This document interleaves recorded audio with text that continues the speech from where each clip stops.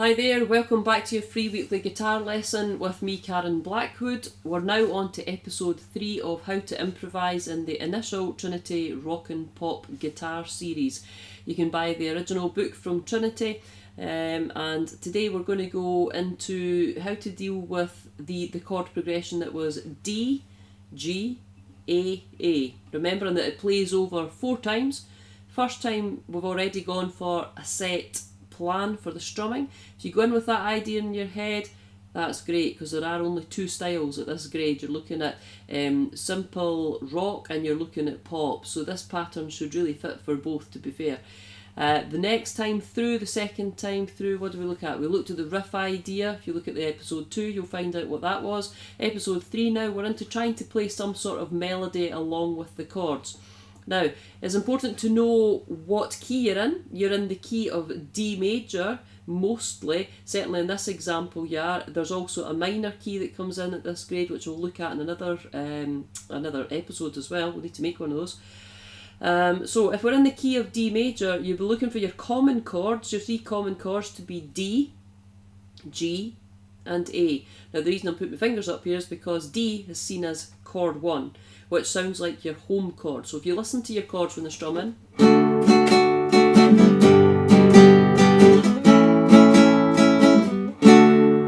that one sounds like home.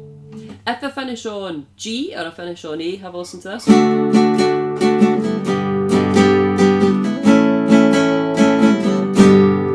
That one sounds like it needs to go to there. So once I landed on that G, didn't sound quite right, sounds like I've got to go to the D. So that's how I know that that's chord 1.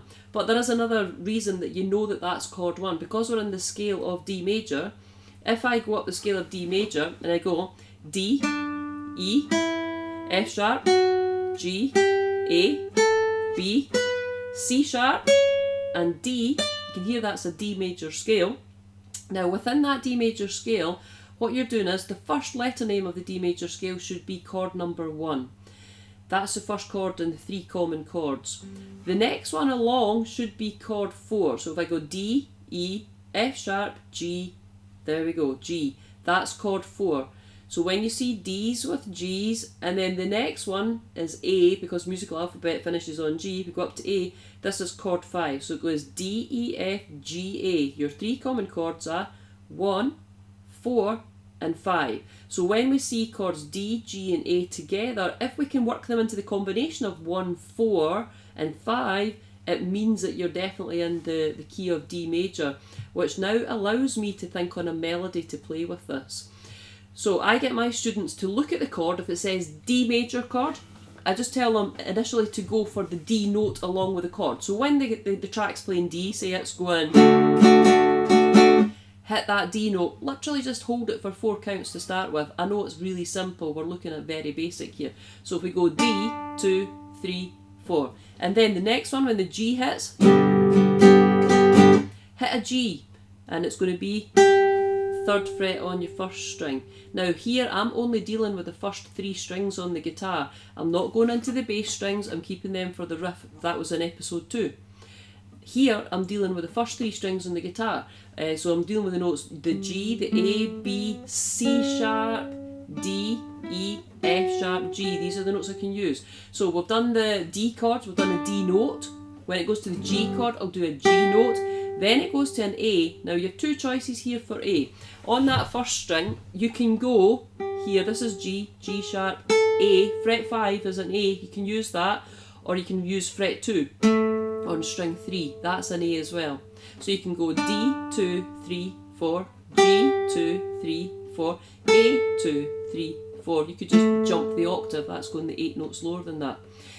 After you've done the very basic part of that, then start to add in a lead-in note. So you're looking at the note that comes before the chord name note in the scale. So for D, that's C sharp, that's the letter name before it, but remember you're in D major, it's not C, it's C sharp. So you go, and then when it's G, go for the F sharp. So it's, and then when it's the A, it's nice to do a wee chromatic move, which is a wee half step move up to there. But if I was using down the bottom, I could just as well go open G, to A because it's within that D major scale, it's going to sound okay. But this move at the top, it's called a chromatic move. Sounds quite nice. So you can use that G sharp there as well. It sounds okay. So that's the sort of second way to get your melody. So firstly, plot the name of the note that is the chord. Then after you've done that, you can think about moving your practice up and going in and putting a leading note in before it. And then after you've done that, start joining the notes together, get some interesting rhythms. So how I'm going to join these together is using that D major scale. So say I've went, then I want to go from that D, the next letter name up would be E, then it would be F, then it would be F sharp, then it would be G. So that chord G is next. I'm going to use the notes between D and G. So D, E, F sharp, G. I'm going to use those to get somewhere. So maybe want to go D, 2, 3. Good. And then that takes me up to that A, and then just jumping down to that one. Now, if you want to come back, you could be fancy. When you go back for a repeat, if you want to do this in the fourth time, you could go. What I did there was I walked backwards from the A, back down that D major scale. So it goes A, G, F sharp, E, D. But stick to your first 3 strings. Stick to your plan of, right, I'm not very good at knowing to do any melody. Stick to the basic note. If you've practiced that, you've got good at it in the exam, get yourself prepared for the lead-in notes. Know every lead-in note to every chord that's going to appear in the initial grade. And then after that, if you're really confident, start walking between them.